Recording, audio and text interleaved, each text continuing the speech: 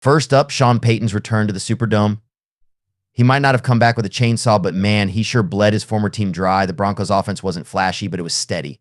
Bo Nix, Denver's rookie QB, didn't have the cleanest game, missed passes, dropped catches, but they kept moving the ball, especially with their running game. And the Saints defense, it was torn apart. Losing Adebo and Lattimore during the game didn't help, but the lack of pressure and too many open receivers made things worse. Dennis Allen, a defensive coach, is really feeling the heat now.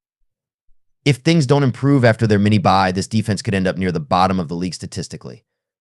Now let's talk about the Saints. After scoring 91 points in their first 2 games, they've been in a free fall, losing 5 straight and barely putting up any points.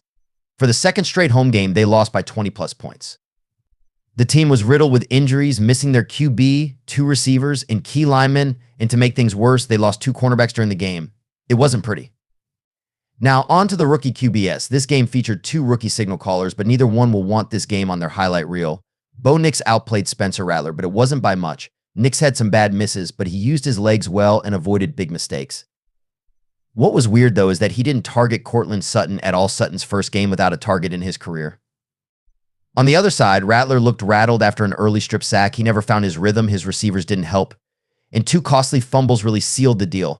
After he went down with a hip injury, backup Jake Haener came in for a garbage time touchdown. But moving forward, the Saints QB situation is looking shaky finally. Let's talk about the Saints defense or lack thereof. In their last 3 games, they've given up 110 points and nearly 1,500 yards. That's unacceptable. Even with injuries, the run defense was slightly better than their game against the Bucs, but poor gap discipline and missed tackles were still a big issue. Payton's methodical style wasn't about big plays, it was death by 1,000 cuts. And that had to sting for Saints fans, especially as former Saints kicker Will Lutz hit all 4 of his field goals. You could almost feel Payton enjoying that win no matter how ugly it was. The fans seemed checked out after the halftime ceremony honoring Drew Brees, and who can blame them? A timeout just before half, a knee-down play, and a dropped interception. There were too many missed chances. At this point, the Saints are at 2-5, and with more injuries, the road ahead looks rough.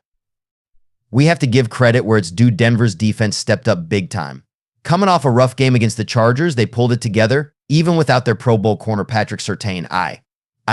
They pressured Spencer Rattler all night, and linebacker Cody Barton was everywhere. Sack, a near pick, and a 52-yard touchdown after a deflected pass. It was the Broncos' best defensive showing this season, and while the Saints' offense was banged up, this was still an impressive all-around effort.